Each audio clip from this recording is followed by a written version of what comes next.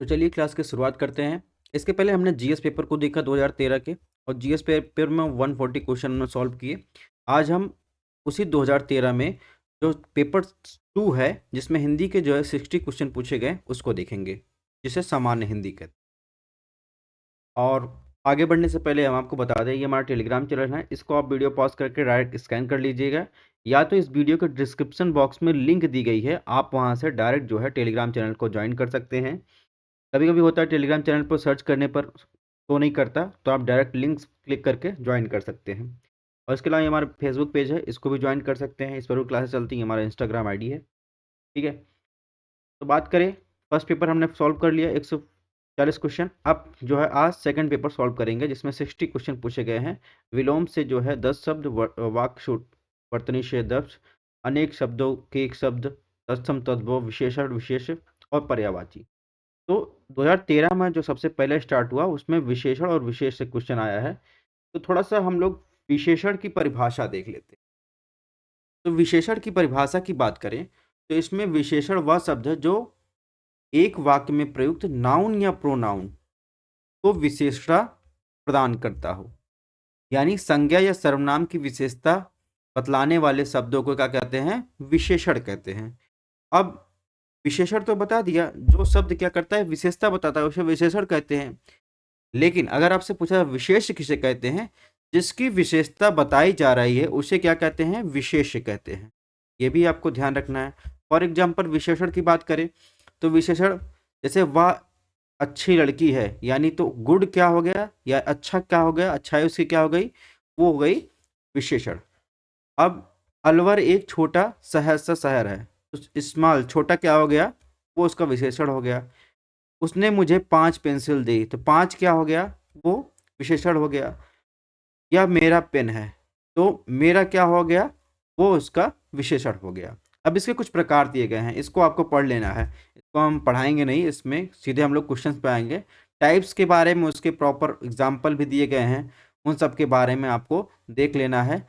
ठीक है, पीडीएफ से आप लोग देख सकते हैं। तो हम लोग सीधे आ जाते हैं पहले क्वेश्चन पर।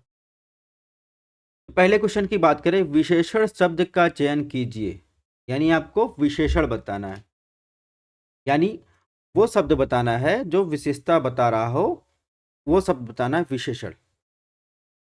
ठीक है, तो अभी हमने बताया कि जैसे 5 होगा, ठीक है, तो ये सब क्या है, 5 है, तो ये क्या है, विशेषण है। तो ये हो गया ऑप्शन बी, इसमें सही होगा। विशेषण शब्द का चयन सरपंच, प्रपंच, पहुंच, ये सरपंच विशेष हो गया, लेकिन इसमें 5वां शब्द या जो लिखा गया है वो विशेषण हो जाएगा। क्वेश्चन नंबर 2 की बात करें, इसमें पूछा शब्द, ऋषि संज्ञा शब्द से विशेषण शब्द क्या बनेगा। ठीक है, तो आर्ष बनेगा, ऋषिकल्प बनेगा, ऋषितुल्य बनेगा, ऋषिवत बनेगा। तो आपको बताना है कि ऋषि शब्द संज्ञा शब्द से विशेषण शब्द क्या बनेगा। तो जहां तक बात है ऋषि शब्द संज्ञा से विशेषण की, तो विशेषण शब्द बनता है अर्ष। अर्ष का मतलब होता है ऋषियों का बनाया हुआ। ठीक है, इसके अलावा ऋषिकल्प, ऋषितुल्य, ऋषिवत जो है ये विशेष्य है। ठीक है, इसका ऑप्शन होगा ऑप्शन ए। नेक्स्ट क्वेश्चन की बात करें, क्वेश्चन नंबर 3 में पूछा है, व्याकरण के दृष्टि से कौन सा शब्द विशेषण नहीं है। यानी इन चारों में से कौन सा ऐसा शब्द है जो विशेषता नहीं बता रहा है। भयभीत होना, भीरु, निर्भीक, भय। तो भयभीत होना, भीव, निर्भीक, ये क्या बता रहा है, विशेष बता रहा है, यानी विशेषता बता रहा है। लेकिन जबकि वहीं भय जो है, भय क्या बता रहा है, ये जो है विशेष है। ठीक है, विशेषण नहीं है। इसमें ऑप्शन डी जो हो जाएगा वो सही हो जाएगा। क्वेश्चन नंबर 4 की बात किसने पूछा है, एक प्रतिभा संपन्न छात्र का विशेषण है। यानी एक प्रतिभा संपन्न छात्र है, उसकी विशेषता क्या है। ठीक है, विशेषता जो है, जो बताता हो इन चारों में से एक प्रतिभा संपन्न छात्र की कौन सा वाक्य ऐसा है जो विशेषता बताता है। कुशल, अध्ययनशील, चतुर, मेधावी। यानी एक प्रतिभा संपन्न छात्र की जो विशेषता बता रहा होगा वही विशेषण होगा।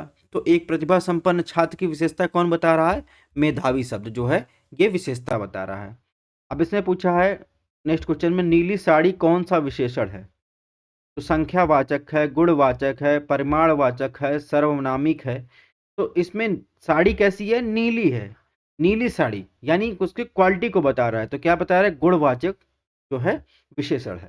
ठीक है, अब ये जो क्वेश्चन पूछा है, बड़ा घर, छोटा आदमी और नीला वस्त्र में विशेष यानी जिसकी विशेषता बताई जा रही है, कौन कौन पद शामिल है, यानी नीला, छोटा, बड़ा, छोटा, घर, आदमी, वस्त्र, छोटा, नीला। तो इसमें आपको बताना है कौन कौन विशेष बताया जा रहा है। तो ये जो है एक बार और जो है लोअर एग्जाम में पूछा गया 2016 में और 2013 में भी आया है। तो इसमें आप देखेंगे घर, आदमी और वस्त्र, ये क्या बता रही हैं, विशेष बता रहा है।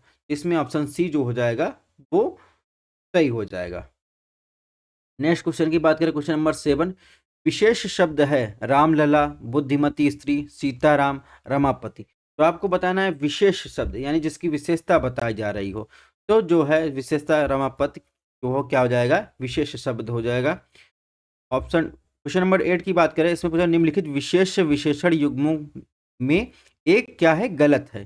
सर्वसुलभ, ताजी रोटी, भाव विहल, कर्मनिष्ठ। तो आपको बताना इनमें से कौन सा एक ऐसा वाक्य है यानी विशेष विशेषण है जो गलत है।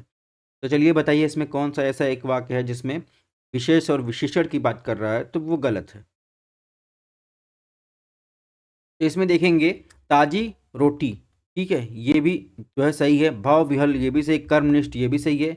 जहाँ तक बात करें सर्वसुलभ की, तो ये ऑप्शन इसमें जो है विशेष विशेषण का युग्म जो है गलत हो जाएगा। नेक्स्ट बात करेंगे क्वेश्चन नंबर 9।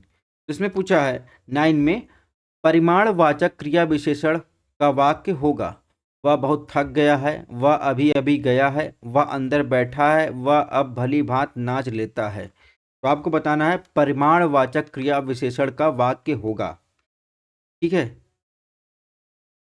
तो परिमाणवाचक क्रिया विशेषण का वाक्य की बात करें तो आप देखेंगे वह बहुत थक गया है, ये क्या हो जाएगा, परिमाणवाचक क्रिया विशेषण का जो है सही शब्द हो जाएगा। क्वेश्चन नंबर 10 की बात करें, निम्नलिखित में विशेष पद है अनुरागी, अनगृत, अग्नि, अपमानित। तो आपको बताना है निम्नलिखित में कौन सा जो है विशेष पद है। तो इसमें देखेंगे अग्नि जो है वो क्या है, वो विशेष पद है यानी विशेषता बता रहे किसी शब्द की। तो आपको बताना है अग्नि जो है विशेष पद है। इसमें ऑप्शन डी हो जाएगा सही। क्वेश्चन नंबर 11 की बात करें, इसमें बताया पर्यायवाची शब्द अब आपको बताना है विलोमवाची, प्रतिविलोमवाची, समानभास, समानार्थी। तो आपको बताना पर्यायवाची शब्द का अर्थ क्या है। तो पर्यायवाची शब्द यानी क्या कहते हैं इसे इंग्लिश में भी आपको बता दें, इंग्लिश में कहते हैं इसे कंपाउंड, ठीक है, यानी पर्याय या समानार्थी। इसमें ऑप्शन डी हो जाएगा सही। नेक्स्ट बात करें क्वेश्चन नंबर 12 में, ये सब कुछ यमुना का पर्यायवाची शब्द है कालिंदिनी, भागीरथी, कालिंदी, यामिनी। तो यमुना भागीरथी तो गंगा का हो जाएगा, ठीक है, भागीरथी जो हो जाएगा वो गंगा का हो जाएगा। यामिनी की जहां तक बात है तो यामिनी के पर्यायवाची अगर देखेंगे तो रात होता है, ठीक है, रात्रि कह देते हैं, और इसके अलावा रजनी होती है और रैन होता है। तो ये हो जाएगा रात का पर्यायवाची।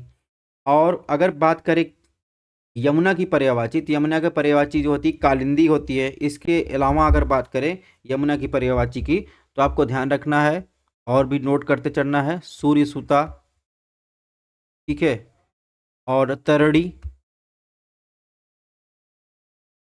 इसके अलावा अगर बात करें तनुजा, और बात करें तो भानुजा, ठीक है, और इसके बाद एक पर्यायवाची होती है अकर्जा, और बहुत सारी होती है, लेकिन आपको ये इतनी चीज़ें याद रखनी। यमुना की पर्यायवाची है तो इसमें जो ऑप्शन सही होगा, इसमें ऑप्शन सही होगा ऑप्शन डी, ठीक है। नेक्स्ट क्वेश्चन की बात करें, क्वेश्चन नंबर 13 पूछा निम्नलिखित में कौन सा शब्द निषिद्ध शब्द का पर्यायवाची नहीं है। इसमें आप बताना है कौन सा शब्द है जो निषिद्ध शब्द का पर्यायवाची नहीं है। रात्रि, तम, रजनी, निशा।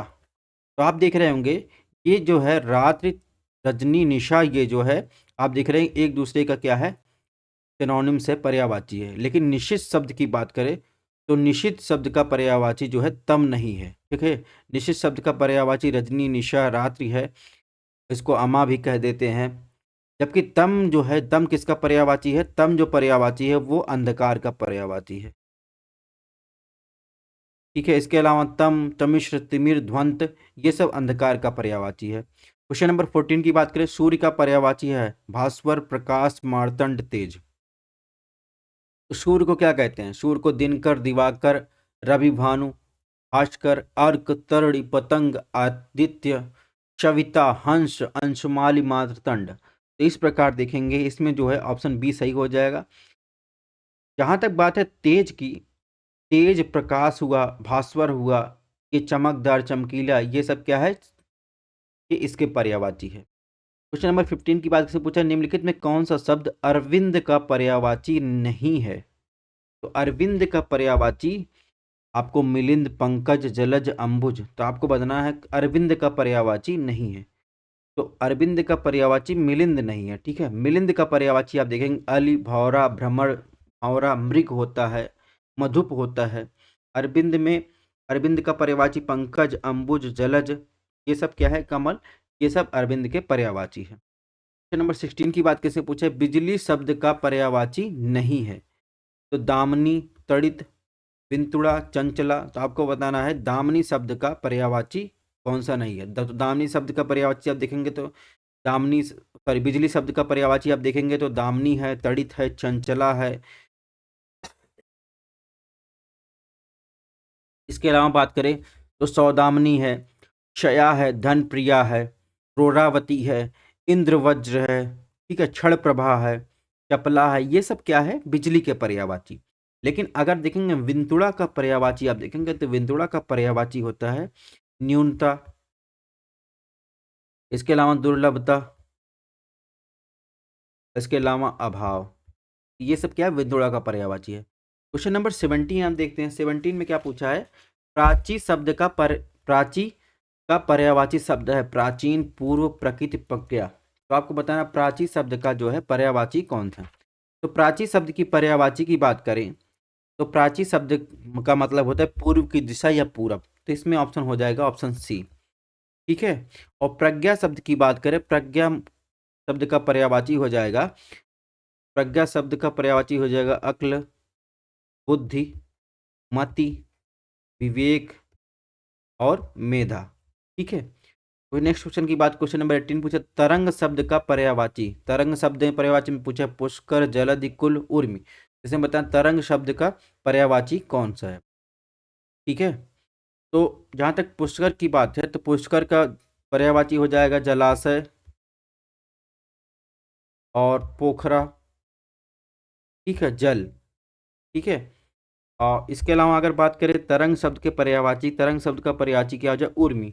तरंग शब्द का पर्यायवाची इसके अलावा लहर होता है, हिलोर होता है, लक्ष्य होता है, मौज होता है, विचि होता है। तो उर्मी इसमें सही आंसर हो। क्वेश्चन नंबर 19 की बात करें, जंगल शब्द का पर्यायवाची है प्रमोद, कांतर, विश्रांत, दिव्य। तो इसमें बताएं जंगल शब्द का पर्यायवाची। तो जंगल शब्द का जो पर्यायवाची होता है दोस्तों, उसमें होता है विपिन, ठीक है, कानन, वन, अरण्य, गहन, अक्ष, कांतर। तो इसमें जो ऑप्शन होगा ऑप्शन सी इसमें सही हो जाएगा। इसके अलावा विश्रांत का पर्यायवाची आप देखेंगे जिसमें मतलब विश्राम करना, थकान, आराम करना, कभी न समाप्त होने वाला। तो ये सब क्या हो जाएगा? पर्यायवाची। नेक्स्ट क्वेश्चन की बात, क्वेश्चन नंबर 20 में पूछा है, क्रोध शब्द का पर्यायवाची है संताप, अमर्ष, भीति, वैमनस्य। तो क्रोध शब्द का पर्यायवाची आपको बताना है। तो क्रोध शब्द के पर्यायवाची की बात करें तो आपको पता है क्रोध को रोष भी कहते हैं, कोप भी कहते हैं, अमर्ष भी कहते हैं, और इसके अलावा आप देखेंगे तो आक्रोश भी कहते हैं और प्रतिघात भी कहते हैं। तो इसमें देखेंगे इस प्रकार, इसमें ऑप्शन बी जो हो जाएगा अमर्ष सही हो जाएगा। नेक्स्ट बात करें क्वेश्चन नंबर 21, इसने पूछा तिमिर शब्द का विलोम है आलोक, रंगीन, किरण, रंगहीन। तो ऐसे में आप जब तिमिर ऐसा वर्ड आ जाए तो आपको थोड़ा सा ध्यान रखना है। जैसे अगर आपसे पूछा जाए अंधेरा का विलोम क्या है, तो अंधेरा का विलोम क्या होगा? उजाला। अगर आपसे पूछा जाए उष्ण का विलोम क्या होगा, तो उष्ण का विलोम शीत होगा। लेकिन आपसे गर्मी का विलोम पूछा जाए तो गर्मी का विलोम सर्दी होगा। वैसे ही तिमिर का विलोम जो होगा, तिमिर मतलब अंधकार होता है, तो तिमिर का विलोम किरण नहीं होगा, तिमिर का विलोम होगा आलोक या प्रकाश। तो तिमिर का विलोम होगा आलोक या प्रकाश। ठीक है। क्वेश्चन नंबर 22 की बात कैसे पूछा, प्रत्यक्ष शब्द का विलोम क्या है, यानी जो सामने प्रत्यक्ष रूप से दिखाई देता है उसका विलोम आपको बताना है। तो प्रत्यक्ष शब्द का विलोम क्या होगा, अपरोक्ष, सुंदर, परोक्ष, प्रत्यय। तो प्रत्यक्ष जो सामने दिखा दे रहा हो तो उसका विलोम क्या हो जाएगा, परोक्ष। ठीक है, यानी प्रत्यक्ष का मतलब डायरेक्ट, परोक्ष मतलब इनडायरेक्ट। ठीक है, direct tax, indirect tax.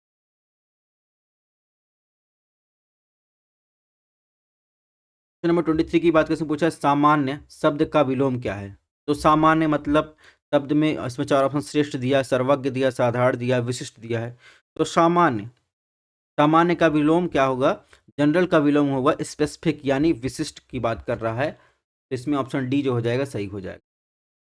Next question की बात करें, क्वेश्चन नंबर 24 में पूछा अमर शब्द का विलोम। ठीक है, मृतक, मरण, मृत्यु, मर्त।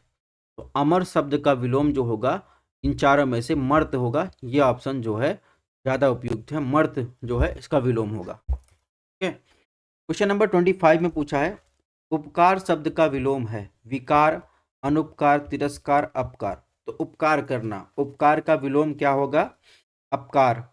तो अपकार करना जो हो जाएगा इसका विलोम हो जाए। ठीक है, ना तो विकार होगा, ना तो अनुपकार होगा, ना तो तिरस्कार होगा। उपकार का शब्द का विलोम होगा अपकार। नंबर 26 की बात करें, आविर्भाव शब्द का विलोम है अनाविर्भाव, विभाव, आविर्भाव, तिरोभाव। तो आपको बताना आविर्भाव का यानी उत्पन्न होने का जो है विलोम शब्द, आविर्भाव शब्द का विलोम क्या होगा, तिरोभाव। तिरोभाव इसका जो हो जाएगा विलोम शब्द हो जाएगा। नंबर 27 की बात करें, उक्त शब्द का विलोम। उक्त, उक्त शब्द का विलोम अनुक्त, अपयुक्त, उपर्युक्त, अनुपयुक्त। आपको बताना है उक्त शब्द का विलोम। उक्त का मतलब होता है विपरीत। ठीक है, उल्टा। इसका जो विलोम शब्द होता है अनुक्त होता। ठीक है, option D, sorry option A जो है सही हो जाएगा। क्वेश्चन नंबर 28 की बात करें, इसमें पूछा है निर्दय शब्द का विलोम सहाय, सदय, सहृदय, सभय। तो आपको बताना है निर्दय, निर्दय शब्द का विलोम हो जाएगा सहृदय। ठीक है। 29 की बात करें, इसमें पूछा उन्मीलन शब्द का विलोम। तो उन्मीलन का मतलब होता है आंख का खुलना, आंख का खुलना। तो आंख का खुलना उन्मीलन हो गया। उसका विलोम होता है निमीलन, यानी पलक गिरना, झपकाना। तो ये सब क्या हो जाएगा, इसका विलोम हो जाएगा। उत्कर्ष शब्द का विलोम अकर्ष, अपकर्ष, अनुत्कर्ष, आकर्ष। तो उत्कर्ष शब्द का विलोम आपको बताना है। तो उत्कर्ष मतलब उत्कर्ष शब्द का विलोम आपको मिल अपकर्ष हो जाए, यानी कोई कहता है नहीं उत्कर्ष पर पहुंच गया है चोटी पर, तो उसका अपकर्ष होता है। नंबर 31 की बात करते हैं। 31 में पूछा है कौन सा वाक्य शुद्ध है। ठीक है, तो इसके शुद्ध वाक्य में शुद्ध वर्तनी के कई सारे प्रकार होते हैं शुद्ध वाक्य। तो प्रकारों की चर्चा हम आगे करेंगे। सबसे पहले इसमें देखते हैं कौन सा शुद्ध वाक्य है। इसमें ऑप्शन यदि यह आंखों से देखी घटना है, ऑप्शन बी यह आंखों देखी घटना, ऑप्शन सी यह आंखों द्वारा देखी गई घटना, ऑप्शन डी आंखों द्वारा देखी सुनी घटना है। तो आंखों द्वारा देखी सुनी घटना ये ऑप्शन गलत हो जाएगा। आंखों द्वारा देखी गई घटना ये भी गलत हो जाएगा। आंखों से देखी घटना ये भी गलत हो जाएगा। लेकिन कहते हैं नहीं आंखों देखी घटना है, ऑप्शन बी हो जाएगा सही। इसमें कौन सा शुद्ध वाक्य है, आइंस्टीन के पास विलक्षण बुद्धि थी, आइंस्टीन के पास विचित्र बुद्धि थी, आइंस्टीन के पास अलौकिक बुद्धि थी, आइंस्टीन के पास दैवी बुद्धि थी। तो आइंस्टीन के पास जो था वो विलक्षण बुद्धि था। ठीक है, दैवी और विचित्र ये सब बुद्धि। कौन सा शुद्ध वाक्य है, शरतकालीन दिनों में चंद्रमा की शोभा देखने योग्य होती है। शरद काल के दिनों में चंद्रमा की शोभना देखने योग्य होती है। ठीक है, ये शरद, ये शरद, शरद काल में चंद्रमा शोभा देखने योग्य होती है। शरद काल के दिनों में चंद्रमा की शोभा देखने योग्य होती है। तो आपको बताना कौन सा इसमें सही है। तो इसमें कहेंगे, देखेंगे, बताएंगे कौन सा इसमें जो है सही वाक्य है।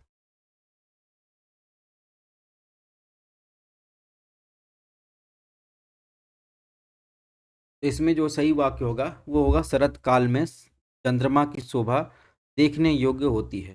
ठीक है। क्वेश्चन नंबर 34 की बात करें से पूछा कौन सा वाक्य शुद्ध है, दही खट्टी है, दही खट्टा है, दही खटास है, दही खटाई है। तो इसमें तो बिना देखे भी आप लगा सकते हैं। इसमें जो है दही खट्टा है। ठीक है, नंबर 35 पूछा कौन सा वाक्य शुद्ध है?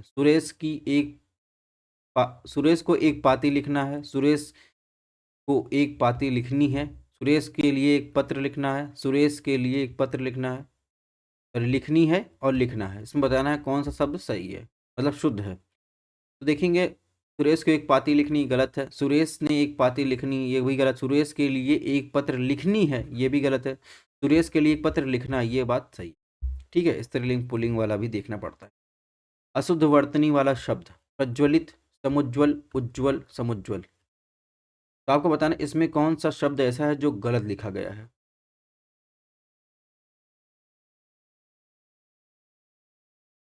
ठीक है, तो इसमें देखेंगे प्रज्वलित तो सही लिखा गया है, समुज्वल है, समुज्वल ये समुज्वल सही है। जहाँ तक बात इस समुज्वल की है, ये समुज्वल जो है गलत है। ठीक है, उज्ज्वल भी सही है। तो इस प्रकार इसमें जो है ऑप्शन डी जो हो जाएगा सही हो जाएगा। 37 की बात करें, शुद्ध वर्तनी वाला शब्द है पार, लौकिक, निश्चेष्ट, दुर्धर्ष, आशीर्वाद। तो इसमें बताना है कौन सा गलत अशुद्ध लिखा गया है। तो इसमें देखेंगे निश्चेष्ट जो है ऑप्शन बी वो गलत लिखा गया है। ठीक है, शुद्ध वर्तनी वाला शब्द है धोबिन, धोबिनी, धोबन, सॉरी धोबनी, धोबन, धोबिन। तो आपको बताना कौन सा इसमें सही है, शुद्ध कौन सा है इसमें। ठीक है, तो इसमें देखेंगे क्या कहते हैं हम लोग, धोबिन कहते हैं, ना तो धोबनी कहते हैं, ना तो धोबनी कहते हैं, ना तो धोबिन कहते हैं। धोबिन छोटी की मात्रा होगी। ठीक है, क्वेश्चन नंबर 39 पूछा शुद्ध वर्तनी वाला शब्द है भागीरथी, सॉरी भगीरथी, भागीरथी, भागीरथी, भगीरथी। तो आपको बताना शुद्ध कौन सा लिखा है, भागीरथी कैसे लिखा जाता है। तो भागीरथी देखेंगे भा पे एक मंत्र, ग पे बड़ी की मंत्र, र था पे बड़ी की मंत्र लिखा जाता है। ठीक है, इसमें ऑप्शन बी जो हो जाएगा वो सही हो जाएगा। क्वेश्चन नंबर 40 की बात करें, शुद्ध वर्तनी वाला शब्द गृहिणी, गृहिणी, विरहणी, विरहणी। तो आपको बताना है कौन सा शब्द इसमें शुद्ध है। तो आप देखेंगे तो जो विरहणी लिखा रहता है वो वाह पे छोटी की मात्रा र, हा हा पे छोटी की मात्रा र पे बड़ी की मात्रा, तो आप देखेंगे विरहणी ये शब्द सही है। ठीक है, क्वेश्चन नंबर 41 की बात करें से मतलब बहुत अधिक बोलने वाला है, यानी वाक्यों के लिए एक शब्द बताना, बहुत अधिक बोलने वाले व्यक्ति को क्या कहते हैं, वक्ता, प्रवक्ता, अधिवक्ता, वाचाल। बहुत अधिक जो बोलता है उसे क्या कहते हैं, वाचाल कहते हैं। ठीक है,